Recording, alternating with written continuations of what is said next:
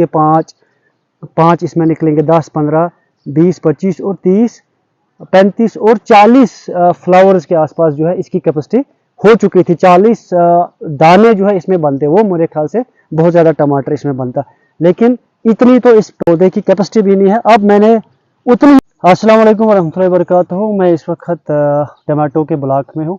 तो मैं इस वीडियो में आपको बताऊंगा कि टमाटो की प्रूनिंग कितनी अहमियत रखती है, इसकी सपोर्ट्स कितनी अहमियत रखती है। इसकी मल्चिंग शीट के बारे में मैंने पिछली वीडियो में आपको दिखाया था कि मल्चिंग शीट्स के क्या क्या फ़ायदे हैं। तो आज मैं यहाँ पे जो प्रैक्टिस कर रहा हूँ, मैं खुद भी इस काम को सीख रहा हूँ, साथ साथ में मैं चाहता हूँ कि जो मेरे व्यूअर्स हैं, जो मेरे देखने वाले हैं, वो भी इस काम को सीखें। जो भी काम हम साइंटिफिक वे में करेंगे तो उस काम में प्रोडक्शन हमें अच्छी आती है और अच्छी क्रॉप आती है। यहाँ पे इस ब्लॉक को मैं तकरीबन 250 प्लांट्स इसमें मैंने लगाए हैं टमाटो के, जो सजांटा का SIDA tomato hybrid Soha T03251 का। तो पिछली बार मैंने अब्दुल हमीद कटोर साहब से सिर्फ 10 या 15 पौधे लाए थे, तो उसमें मैंने प्रोडक्शन देखी, अच्छी प्रोडक्शन मैंने देखी, अच्छा साइज मैंने देखा। उस टाइम में मैंने उसको ऑर्गेनिक वे में बनाया था, लेकिन इस टाइम में आज के मतलब इस साल में इसको प्रॉपर जो है ऑर्गेनिक वे में लेकर जा रहा हूँ। तो सबसे पहले हम बात करेंगे, जब भी हम प्लांट्स को कहीं पे प्लांट करते हैं, हमारे फार्मर अक्सर क्या करते हैं कि दीवार की तरफ लगा देते हैं या किसी ऐसी जगह पे लगा देते हैं जहाँ शेडी टाइप वो जो एरिया होता है, शेडी वाला एरिया होता है, वहाँ पे वो इसलिए लगाते हैं ताकि वहाँ पे कोई स्टिक्स वगैरह वो डाल के ये जो है ऊपर की तरफ चढ़ पे। लेकिन अगर हम इसको प्रॉपर वे में लेकर चलेंगे, इसमें प्रोडक्शन हमारी दुगनी हो जाएगी और साइज भी अच्छा बनेगा। अगर हम फिर इसी टमाटर को मार्केट में लेकर जाएंगे तो उसमें हमें अच्छा बेनिफिट मिलेगा, यानी कि वहाँ पे हमें अच्छा पैसा आ जाएगा। तो मैं आज इसके प्रूनिंग के बारे में आपको बात करूँ। जैसे मेरे पास सामने जो है टमाटर का पौधा है, तो इस टमाटर के पौधे को मैंने जो है 4-5 दिन पहले इसमें सपोर्ट लगाए। पहले मैंने सपोर्ट लगाए थे लेकिन छोटी सपोर्ट थी, अब मैंने बड़ी सपोर्ट लगाई। तो स्टार्टिंग से जब आप इसकी सपोर्ट लगाते हैं तो इसका जो एपिकल डोमिनेंस जो होता है, यानी ऊपर वाला जो सिरा होता है, उसको आप बांध देते, ऊपर की तरफ बांध देते, या आप जो सूत्रिया है उसको बांध के इसको ऊपर की तरफ डंडे के सहारे इसको ऊपर चढ़ाते हैं। तो अगर आप टमाटर को पड़ने देते या इसको थोड़ा सा भी टेढ़ा रखते हैं, 45 डिग्री 50-60 डिग्री पे रखते हो, तो ये मल्टी ब्रांचेस निकालता है, ये बहुत सारी ब्रांचेस निकालता है।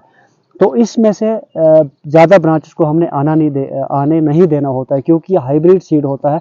या अगर हम अपना लोकल सीड भी देखेंगे तो उसकी जो क्रॉप होती है वो स्टेम से थोड़ा ऊपर करके टॉप तक बहुत ज़्यादा प्रोडक्शन होती है।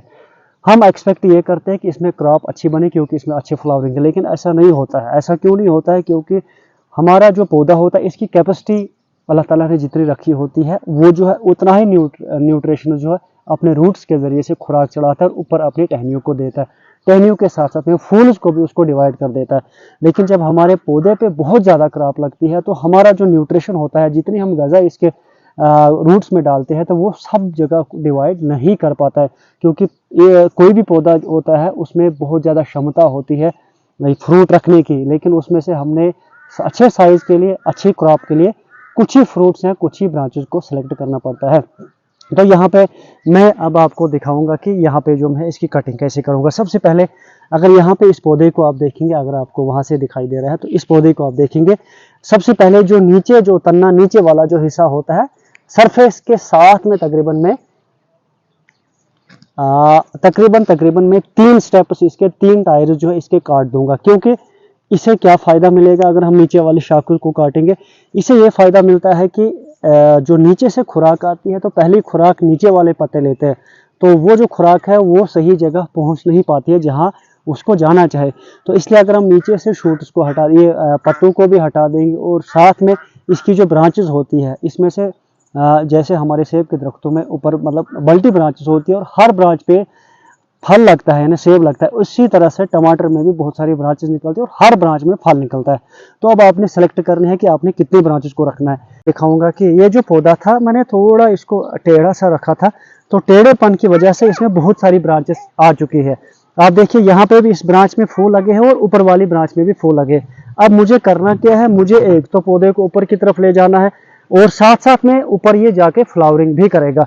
तो बाकी जितने भी इसमें ब्रांचेस निकली है, फ्रूट वाली क्रॉप वाली ब्रांचें, मैं उनको हटा दूंगा। क्योंकि अगर एक फ्लावर के आसपास में अगर हम देखेंगे तो तकरीबन 5 इसमें लगते हैं, 5 टमाटर के दाने बनते हैं। 5 टमाटर का दाना जो हो तकरीबन आधा किलो का हो जाता है। मैंने जिस टहनी को काटा, अगर यहाँ पे आप देखेंगे 5 इसमें निकलेंगे 10, 15, 20, 25 और 30, 35 और 40 फ्लावर्स के आसपास जो है इसकी कैपेसिटी हो चुकी थी। 40 दाने जो है इसमें बनते, वो मेरे ख्याल से बहुत ज़्यादा टमाटर इसमें बनता, लेकिन इतनी तो इस पौधे की कैपेसिटी भी नहीं है। अब मैंने उतनी ही ब्रांचेस को सेलेक्ट करना है जितनी ब्रांचेस मुझे चाहिए। अब मैं क्या कर रहा हूँ, अब देखिए ये जो ऊपर वाले इसमें तकरीबन यहाँ पे 5 फ्लावर्स है, यहाँ पे 5 फ्लावर्स है, फिर मेरा पौधा बढ़ेगा, फिर ये मल्टीप्लाई बाय 5-5 करता रहेगा। तो मैं जितनी इसमें थिनिंग करूंगा उतने मेरे साइज जो है क्रॉप का साइज आएगा, उतना जो है हमारा पौधा भी हेल्दी रहेगा। तो एक तो देखिए ऐसा नहीं है कि नुकसान हमने कर दिया, ऐसा बिल्कुल हरगिज भी नहीं है, क्योंकि इसमें 50, 60, 70 दाने जब लगेंगे, हाइब्रिड ऊपर से है, तो इसमें साइज हमारे पास नहीं आएगा। और सबसे बड़ा जो ड्रॉबैक हमारी मार्केट में यही रहता है, अगर हम टमाटर को ले जाते हैं, अगर बहुत सारी ब्रांचेस हम रखते हैं तो उसमें बहुत सारा फल निकलता है, क्रॉप निकलती है, और बहुत सारा क्रॉप फल जब निकलेगा, क्रॉप जब निकलेगी, वो जो साइज का बहुत ही छोटा होगा। तो इसलिए मैंने देखिए अब मैंने टमाटर के इसमें फिर भी देखिए कितने फ्लावर्स है, 5, 5, 10